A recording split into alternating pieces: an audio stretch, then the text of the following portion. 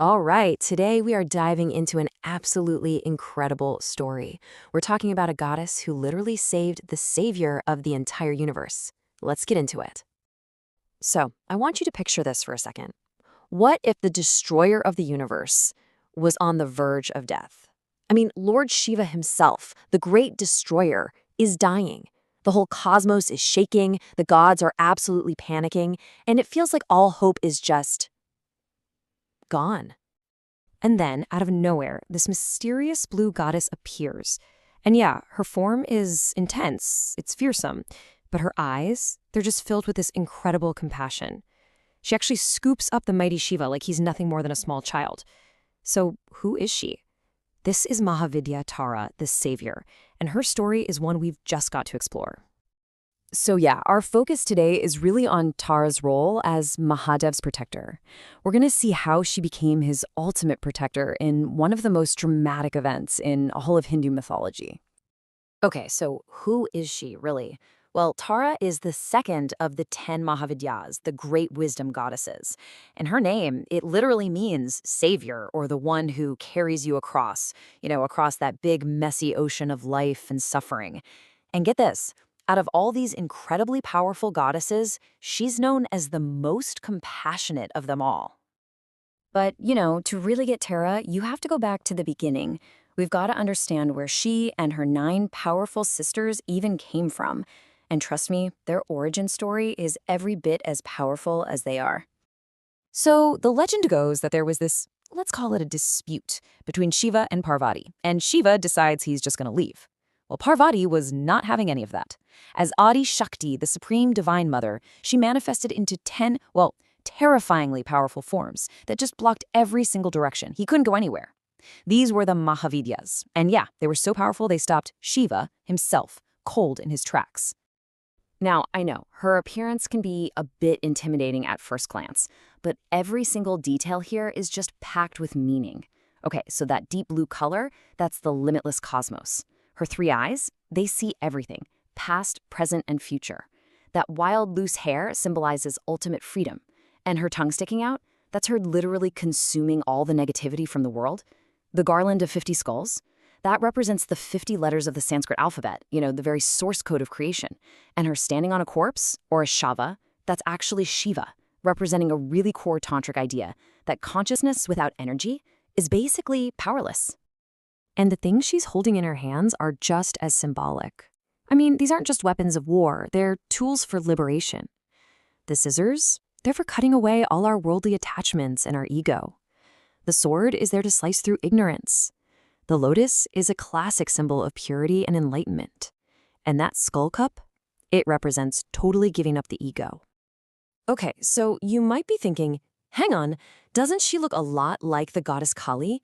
And you're not wrong to ask. It's a really common question. They both have that fierce look, the dark skin, the garland of skulls. So what's the deal? What's the difference? Well, it really all comes down to their purpose and their vibe, you could say. Kali is all about raw, destructive power. But for a good reason, right? She's clearing away evil to make space for new creation. She stands powerfully on Shiva's chest. But Tara is the ultimate protector. Her whole being is defined by compassion, or karuna, and you'll often see her holding Shiva in her lap like a mother holding her child. So think of them as 2 sides of the same coin, 2 forms of the same divine mother, showing up for different cosmic jobs.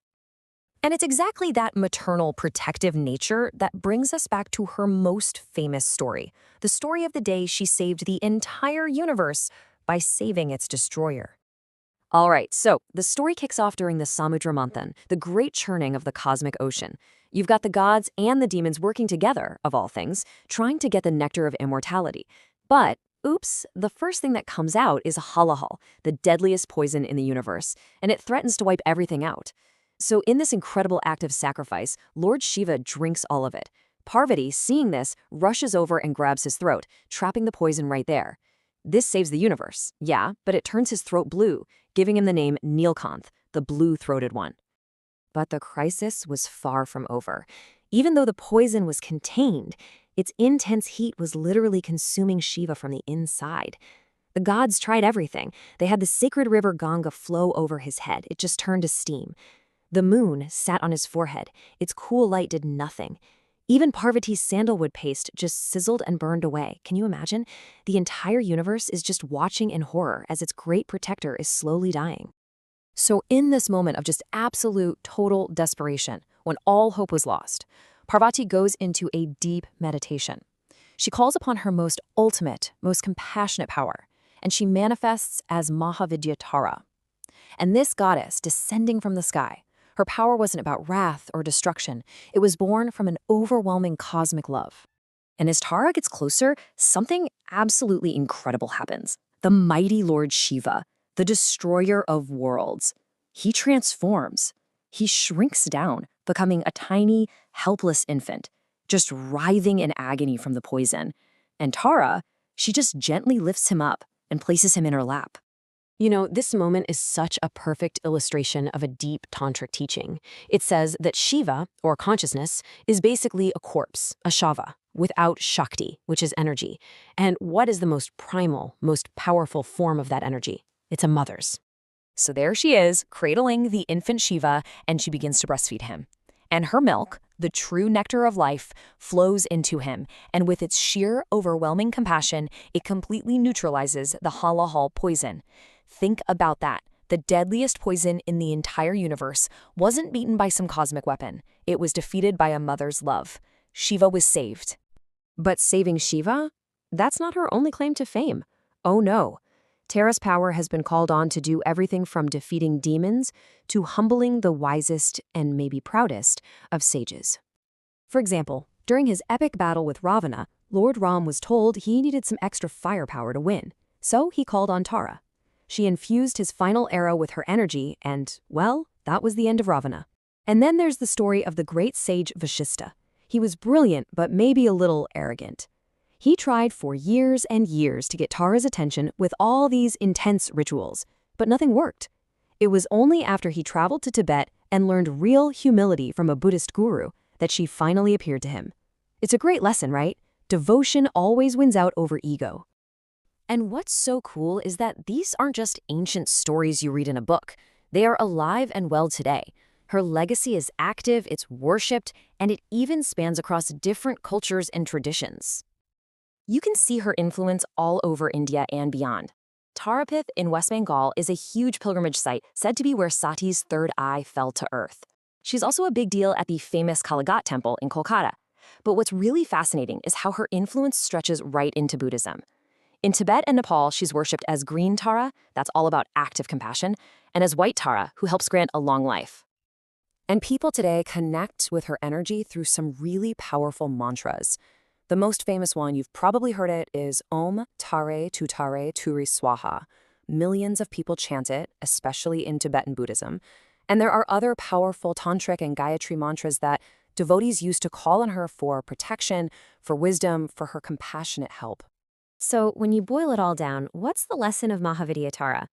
It's a powerful reminder that compassion is not a weakness. It's a force of nature, a cosmic power. This story shows us that a mother's love is maybe the ultimate power in the universe, a nectar so potent it can overcome the deadliest poison and, in a way, save death itself. And that really leaves us with something to think about, doesn't it? Is there any power out there, in the whole universe, or even just in our own lives, that's greater than genuine compassion? It's a big question. Thanks for diving into this incredible story with me today.